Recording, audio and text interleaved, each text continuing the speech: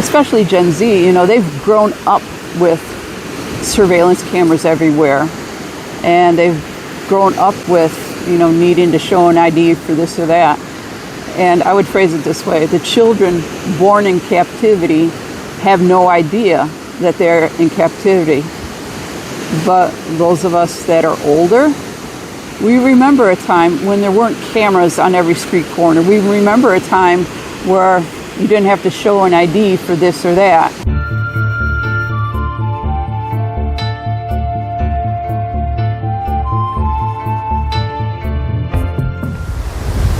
Okay, things are a little different today. I'm on vacation, so hopefully it's not going to be too windy, but I just wanted to show you a little bit about a pretty little beach that's nearby where I'm staying.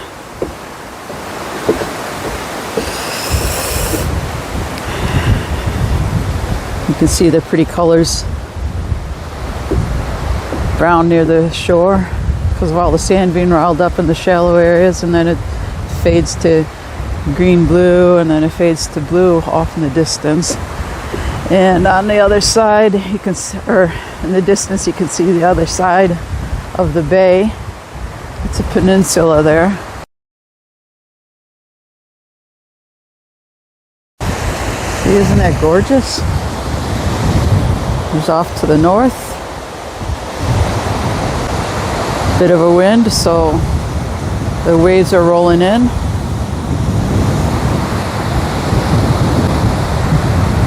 And they're panning towards the south. Very nice beach.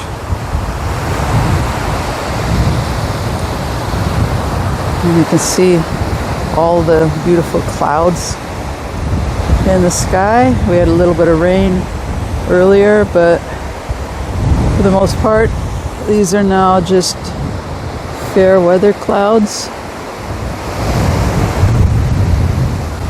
Really pretty out here. Today I wanted to say a few words about privacy and a related concept, the related concept of anonymity. And since my background is math, I'm accustomed to starting off with some definitions so that way we are all on the same page. So, first of all, what do we mean when we talk about privacy? Well, privacy is a state in which one is not observed or not disturbed by other people. Just a common, basic concept of what privacy is. And then anonymity, well, if you look in a dictionary, it's so dumb. Dictionaries do this, right? They give you a circular definition. So if you look up the definition of anonymity, it'll say the state or quality of being anonymous. So if you don't know what anonymous means, then it's kind of goofy, like I said, because it's a circular definition. All right, so what's the definition of anonymous? The state, there's a couple of variations on, but this is the one I want to focus on. The state, anonymous is of unknown name or whose name is withheld. And different people have different reasons for being anonymous.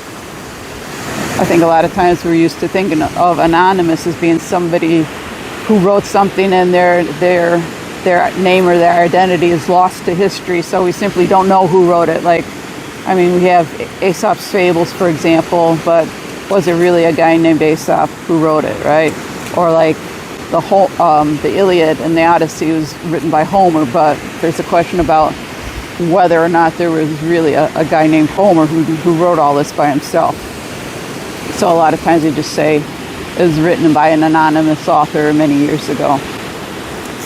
But that's not the only reason for somebody being anonymous. And so I want to focus on this concept of, for whatever reason, purposely withholding one's name to something.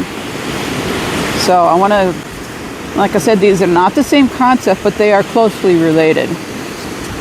And before I get into it, also I want to remind you of what the Fourth Amendment says, the Fourth Amendment to the Constitution. And the Fourth Amendment states, the right of the people to be secure in their persons, homes, papers, and effects against unreasonable searches and seizures shall not be violated, and no warrants shall issue but upon probable cause, supported by oath or affirmation, and particularly in describing the place to be searched and the persons or things to be seized. And so one thing I want to focus on in particular with the Fourth Amendment here, I want you to keep this in the back of your mind, is where it says that the Fourth Amendment says that you need warrants for certain things. And so in particular, the reason why when people or when law enforcement want to wiretap somebody, they need a warrant. So in other words, the police can't just surveil you, or the government can't just surveil you unless they get a warrant. And in order to get a warrant, they're supposed to be able to convince a judge and justify their reason for the wiretap or for the surveillance. So keep that in the back of your mind. Walk down the beach a spell.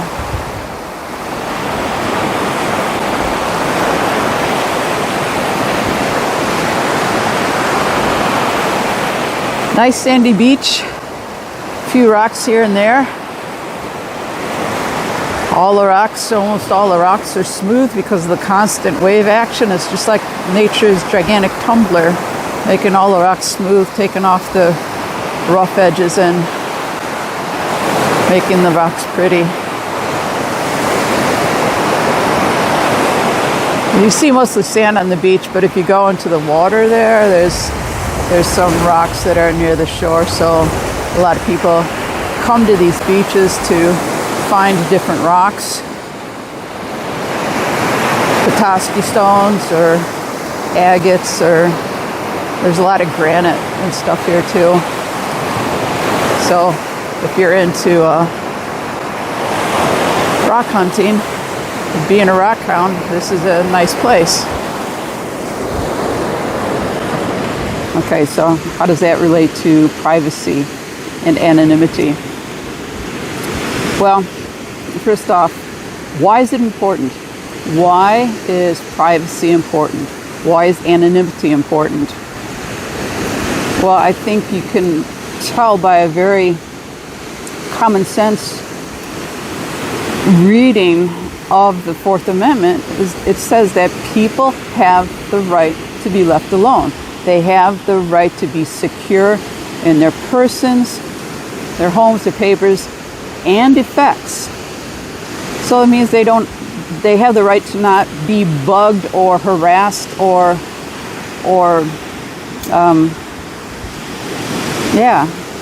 by anybody for any of these things. They have the right to be left alone. That comes directly from the Fourth Amendment. And I think one thing that people forget is that when somebody says, just leave me alone, they don't need to justify to you or to anyone else why they want to be left alone. They want to be left alone, period. You know, they don't have to say, oh, I don't want anybody bothering me because blah, blah, blah, blah. And then as if that gives you the right to say, oh, well, that's a lousy excuse or that's a good excuse. You may think that, but it doesn't matter. They have the right, whether you agree with that or not. So yeah, Fourth Amendment, people have the right to be left alone. They don't have to justify it. Now contrast this with the government, how the Fourth Amendment treats the government. You have the right to privacy, but the government doesn't have the right to violate your privacy except under certain limited circumstances. So in other words, if the government wants to surveil you, if they want to wiretap you, if they want to, search your car for whatever, or search your house for whatever, they have to justify that. They have to go to a judge and say, we think John Doe is doing on this, and we have probable cause, we have good suspicion that this is going on, and we believe that he's hiding this, whatever. They have to go to a judge and say all this in order to get a warrant to execute the search or the seizure, whatever it is that they're focusing on. So you as a citizen, you don't have to justify why you want to be left alone. Period, end of story. Leave me alone, that's it. But the government, they have to justify why they think they need to go and bug you for some reason or harass you in terms of searching something or whatever. And notice also that in the First Amendment it says that they have to describe in particular the place to be searched and the person or the things that are to be seen. So in other words, there's no way that you can interpret this this tactic of law enforcement or the government. Let's not just put it on law enforcement. So let's say government, because really it's the government that's behind it. It's governmental authority. So there really is no justification, according to the Fourth Amendment, for the government to impose some kind of blanket action. We can't just say, oh, we want to surveil everybody who's, at a certain place, or we want to, search everybody's bag for this. That's not what it's saying. That's not what the Fourth Amendment says. The Fourth Amendment says it has to be particular. You have to describe the place. You have to describe the person or the thing.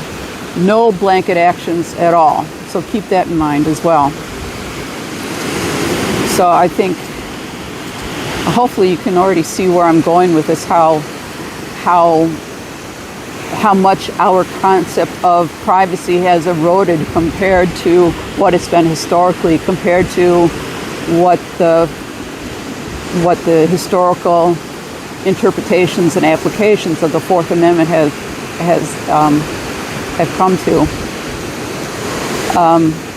If you think about certain things, you go into an airport or some other places, or you want to go online, you want to do this or that, and it seems like everywhere you turn there's a camera watching you.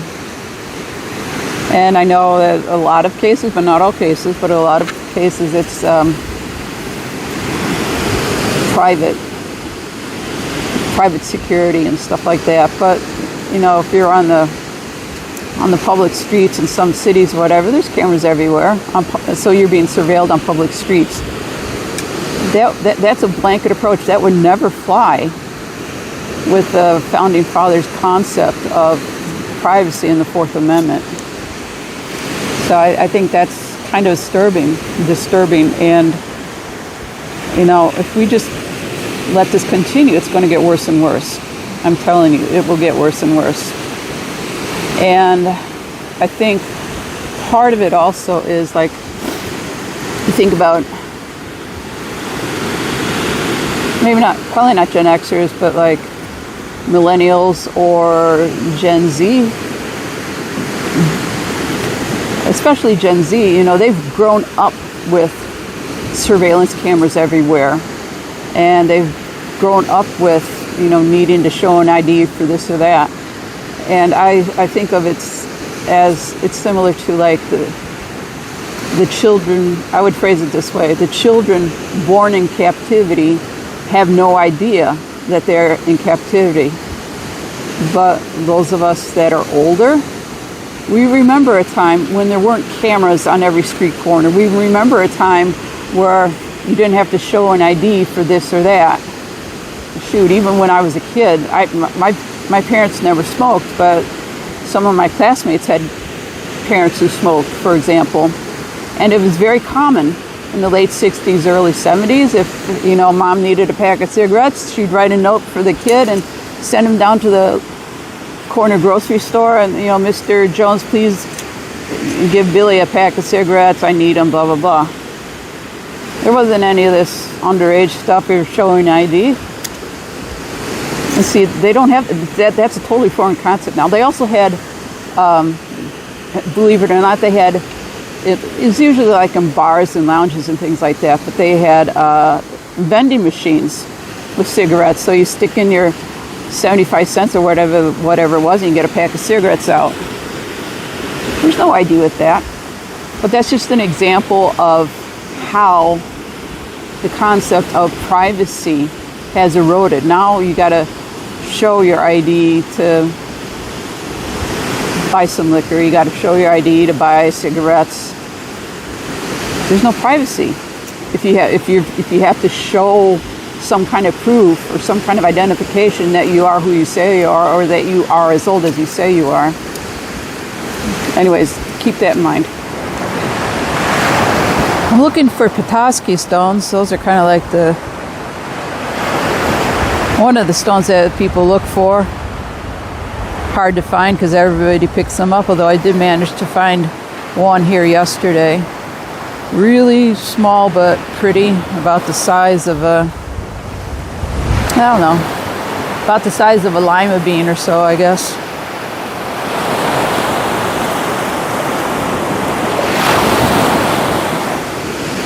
Another reason why privacy is important is because it's fundamental to free speech. Remember, free speech is guaranteed in the First Amendment. So this whole concept of privacy and anonymity, it's not just addressed directly by the Fourth Amendment, but it's also addressed indirectly by the First Amendment.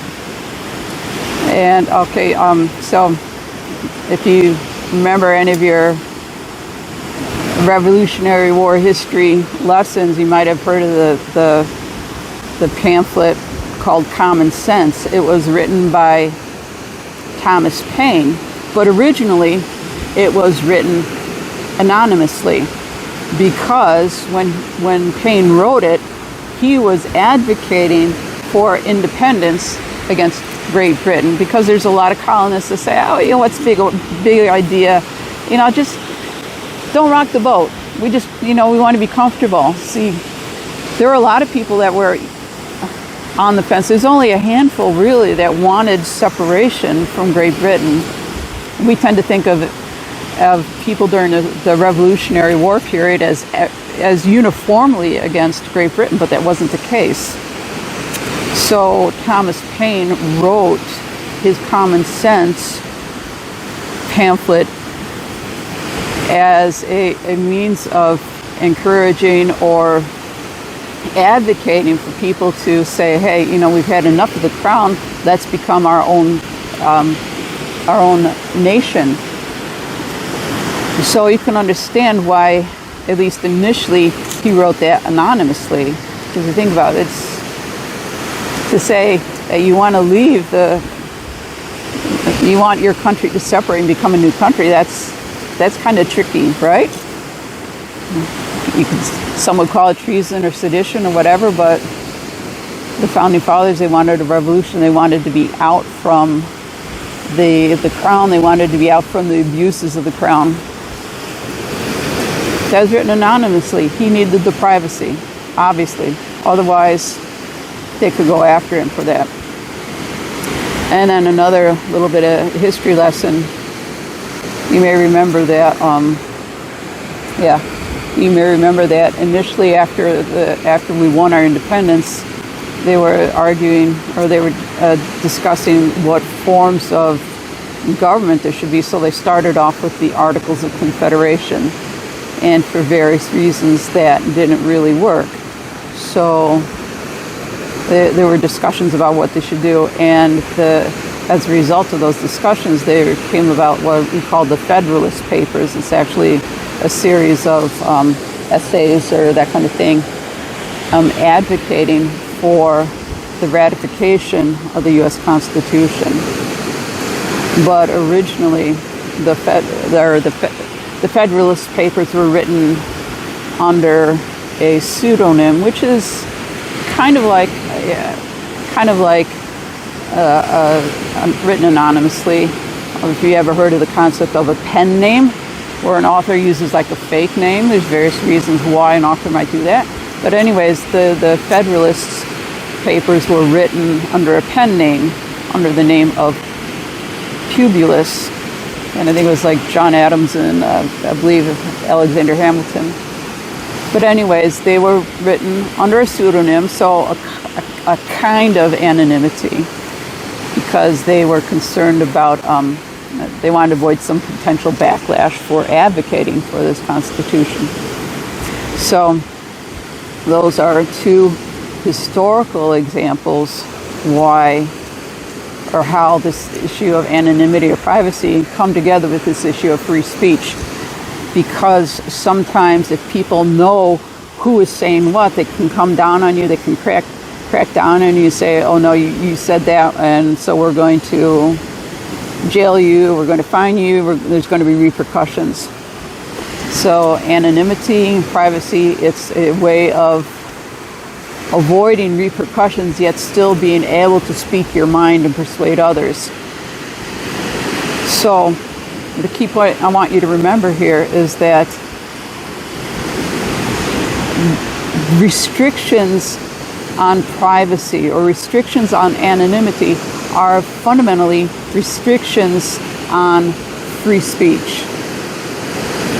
Because if your speech, in certain circumstances, if your speech, if what you're saying or what you're advocating is attached to your name, then sometimes there are repercussions. Sometimes you could be arrested or whatever. So anonymity and privacy allow you to exercise your free speech. And it follows that if there are restrictions on privacy, if there are restrictions on anonymity, then you're not only restricting the Fourth Amendment, unconstitutionally I would argue, but you're also restricting the First Amendment, your right to free speech. So it's a violation of both amendments. So those are just a couple of big reasons why I believe this whole issue of privacy and anonymity are important today. And I know many others also find it very disturbing to see the direction things are headed, to see how these rights are being eroded. I mean, they've been eroding little by little over the years, but just within the past several years, that erosion has become rapid.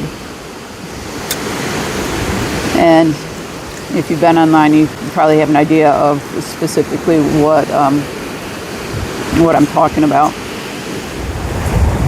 If you look off in the distance there, that's the tip of Leelanau, the Leelanau Peninsula, the Grand Traverse Light up there.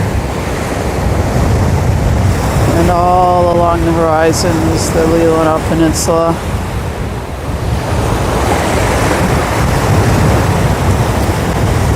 And over there is the Old Mission Peninsula, the Old Mission Point Lighthouse. Very nice there too. Next, I wanted to talk a little bit about a couple of myths or misconceptions regarding privacy. And so the first common objection, if you will, that a lot of people raise about concerns about privacy or concerns about anonymity is they say, oh, well, I have nothing to hide. I'm not worried about it. That is such a lie. You don't have to have a nefarious motive for wanting to retain your privacy. That's just flat out wrong. Just because you want privacy, that doesn't mean that you're doing anything bad, okay? I mean, I don't have anything to hide either, but that doesn't mean that when I use the toilet, I leave the door wide open for all the world to see, right? I want privacy. I'm not doing anything bad, and I don't have anything to hide, but I still want to have some seclusion when I do certain things, and I'm sure you do too. You can think there are other human activities, shall we say, where people want privacy, and it's not because they're doing anything wrong, they're not doing anything illicit or immoral or anything like that, they just want privacy. So this whole concept of, oh, I have nothing to hide, that's false, because it assumes that you have nefarious motives for wanting to retain your privacy or wanting to retain your anonymity. That is a false assumption. It's a false dichotomy, actually. Don't forget, privacy is a Fourth Amendment right. And if it's a Fourth Amendment right, you don't have to justify yourself for why you want privacy. You don't have to justify yourself why you want to go online anonymously or comment on a blog or whatever anonymously. You don't have to justify it to anybody. You have that right. And if the government has a beef with it, they have to justify why they want to do whatever. But you don't have to justify your desire or your wish for privacy. So that's the first misconception when people say, oh, I got nothing to hide. Baloney. That when somebody says that, that tells me that they haven't really thought things through at all, and they're just parroting some line that they heard. The other major myth or misconception is that people will say, especially now, they're saying, oh, it's for the children. We need to do blah, blah, blah, blah, blah for the children. That is a Trojan horse. So hopefully you remember the story about the Trojan horse. The Greeks were fighting the Trojans, and this is a rough paraphrase, right? But the Greeks were fighting the Trojans, and they couldn't get through, and so finally they pretended that they were leaving, and they built a great big model horse, and they like moved their ships away, and then the horse was this big model horse, whatever, was left outside the gates, and the Trojans thought, oh wow, they're gone, and they left us this gift. And they brought it inside their city walls, and then, of course, that's how the Greeks came in and destroyed them. So it's a Trojan horse. So in other words, people say one thing, they're trying to get you to believe one thing, but really they have some hidden motive behind that. And this whole thing about it's for the kids, that's an example of a Trojan horse. Because I'll tell you right now, it's not about protecting the kids. It's just a pretext for seizing control. If they wanted to protect kids, there's a lot of other things that they could do to protect kids. Number one, the parents. Where are the parents? It's the parents' primary responsibility to protect their own children. Now, not every parent's going to do that, and shame on them, but the blame lies with them, not because of the ISP or whoever, didn't do da-da-da-da-da. It's the parents' fault. I suppose you could say that, sometimes the kids outsmart the parents, but it's still, it's no excuse for making everybody else jump through hoops just because you want to protect the kids. The parents have to protect the kids first and foremost. And this actually touches on a broader concept. And the broader concept is that the issue, whatever the issue of the day is, the issue, it's the children, it's the planet, it's fossil fuels, it's terrorists, whatever. The issue is never the issue. It's always used as a pretext for them to seize control or impose more control on you. That's it. Period. End of story. They get you thinking that you're doing it for a good cause. It's for the common good, that type of stuff. But that is not why they're doing it. They want you to think that, but they're really doing it because they want to control you more and more. And I've been around long enough to see this slow creep. It's only going to get worse because that's all it's been doing for the past 50 years. Now we're walking north along the beach, opposite direction. Very nice beach.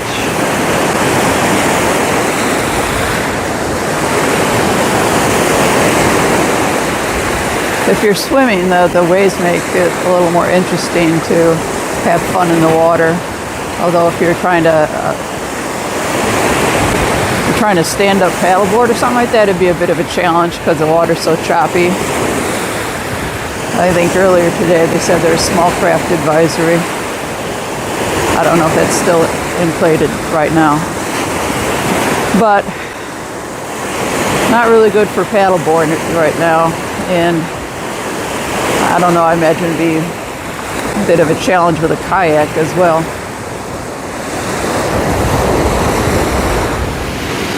Now I just wanted to touch on some threats, modern day threats to privacy and anonymity.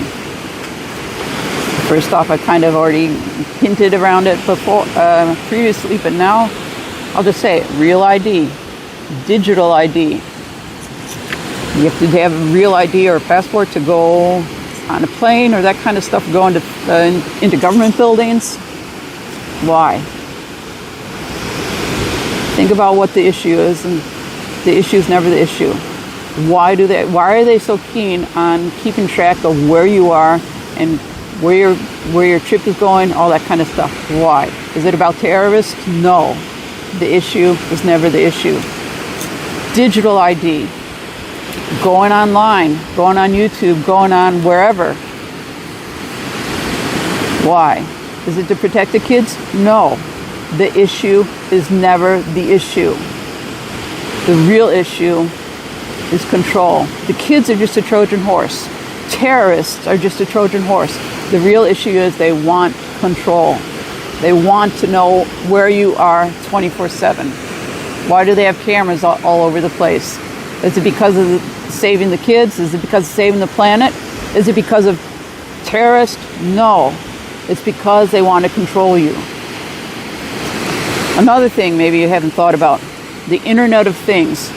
Why is it that like your washing machine or your refrigerator or whatever, they want you to hook up to the internet? Why? Why can't you just have a washing machine that washes clothes? Why should you hook it up to whatever and get a million different programs that you can set? Who cares? Why do they do that? Or do you really need like a refrigerator that can show you today's weather? Is it really necessary? No. Why are they pushing the Internet of Things? Why are they pushing smart meters? Not just smart meters, there's also smart scales. So they can upload information to your healthcare provider or your health insurance, probably more likely. So your health insurance knows whether you're overweight or not, and how much you're overweight. Smart watches, where's that information going? Smartphones, where's that information going? Smart this, smart that. It's not about convenience, it's about tracking. Smart meters with the electricity, why are they doing that? They want to know how much electricity you're using, when you're using it. And in some places, it's not just tracking, but they want to charge you more. They want to charge you more if you use too much.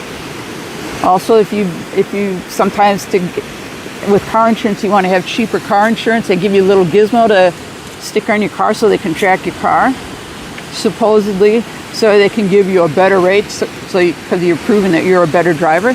It's not about that. The issue is never the issue. The issue is they want to track you. They want your data.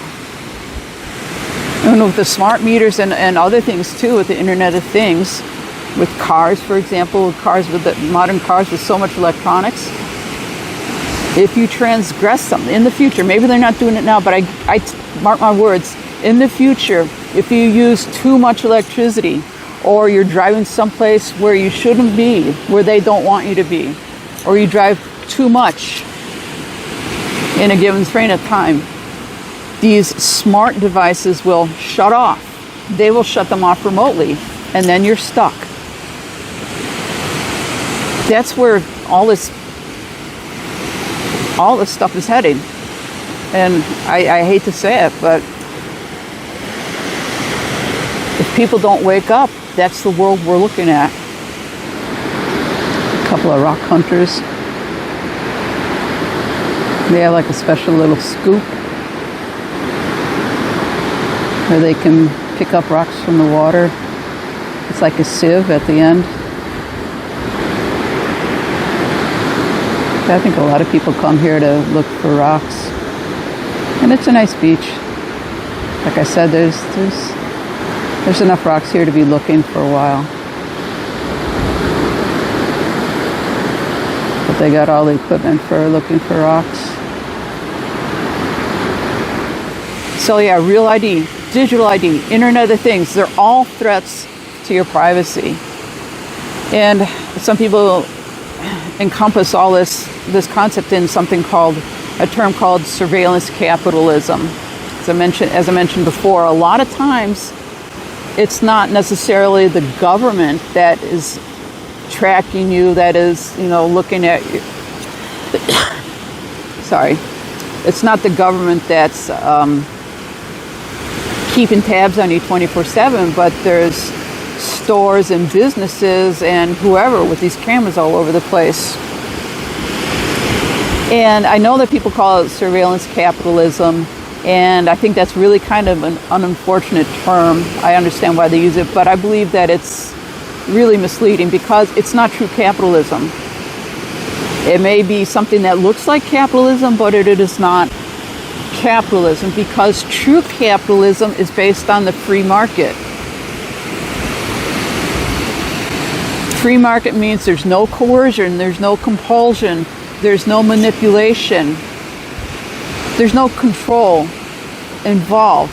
Free market is what determines the flow of goods and services. But when you're tracking people and when you're making them do this and swiping them to do that, and you say, oh, you have this loyalty card, and then you can get, save 5 cents on a candy bar or whatever.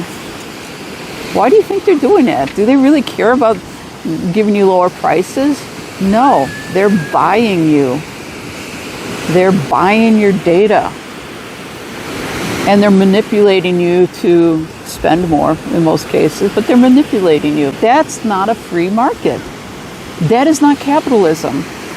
Surveillance, so-called capitalism, is not about capitalism. It's not about the free market. It's about control. It's forcing people. It's forcing people into certain choices through coercion, through manipulation, through collusion, through planned obsolescence.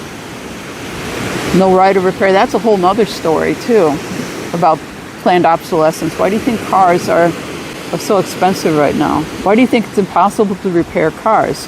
Why do you think Obama had the cash for clunkers stuff?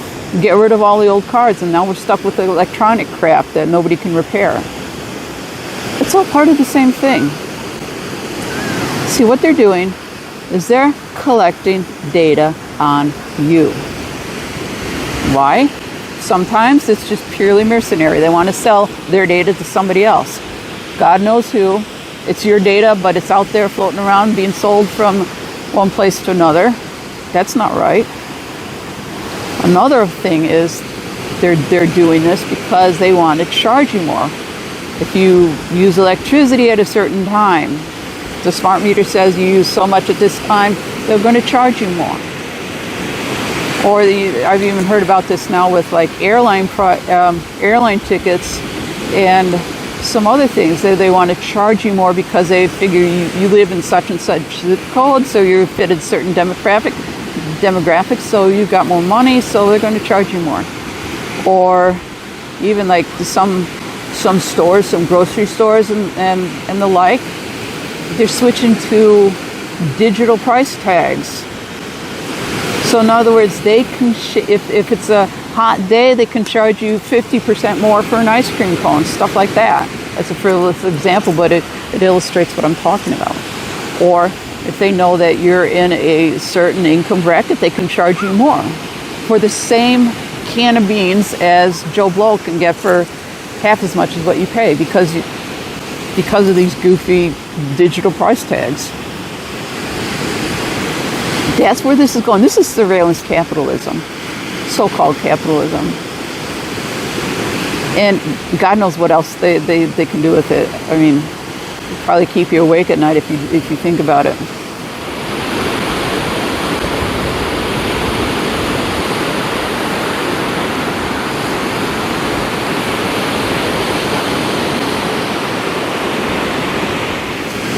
I'm just going to wrap it up with this. Yeah, I think it's a huge threat to privacy. It really bothers me. Because like I said, I wasn't born in captivity. I wasn't born under 1 million surveillance cameras. I wasn't born with, needing an ID for everything. Shoot, when I didn't get my Social Security number until I was 18 and I started working. That's the way it used to be. It used to be that you didn't need an ID for this, that, and everything else. So I wasn't born in captivity. I know that the quality of life has been eroded because privacy has been eroded. I remember when we went flying, I took my first airplane trip in 1973, and they didn't have metal detectors. Your friends and family could go to the gate with you and wait until it was time to board the plane. They don't do that now. That's how things have eroded. That's just one example. I could probably list 100 different examples of how things have eroded since I was a kid. But yeah, I would say, okay, the government is a separate story. The government is definitely too big. As they say, the bigger the government, the smaller the individual. And we're seeing that more and more each day. And it bothers me. It really bothers me. But with regards to the surveillance by third parties, non-governmental businesses and stuff like that, the problem, I believe, is not capitalism. Capitalism has been twisted and perverted, but it's not true capitalism. The real issue is greed. You've got greedy people running these corporations. And I understand that a business has to make profit. But profit at the expense of what? If, for example, if they switch over to everything AI and robot this and AI that, is the AI going to buy the product? Is the robot going to buy the product? If everybody's out of the work, who's going to buy their goods and services? Why? It's greed. The problem is greed. And it's stated this way in the Bible. The love of money is the root of all kinds of evil. And we see that at play today with all these things that I talked about, like the manipulation to buy this, or the whole consumer mindset, the manipulation to do this or buy that, and the idea of planned obsolescence. It's all based on greed. It's based on the love of money. And we're seeing all kinds of evil that it's producing. So, I'm going to wrap it up here. Just clouding over and getting a little chilly now. But, I hope I've given you something to think about. Have you ever thought about these issues? Have you ever thought about privacy, or do you think it's just no big deal? Were you born under surveillance, or were you born before all this surveillance got to be as crazy as it has been today? Let's have a discussion in the comments and let me know what you think and what are some of your observations. So, I hope I've given you something to think about. Please comment, give it a thumbs up if you like it, and subscribe, and I'll talk to you later. Bye.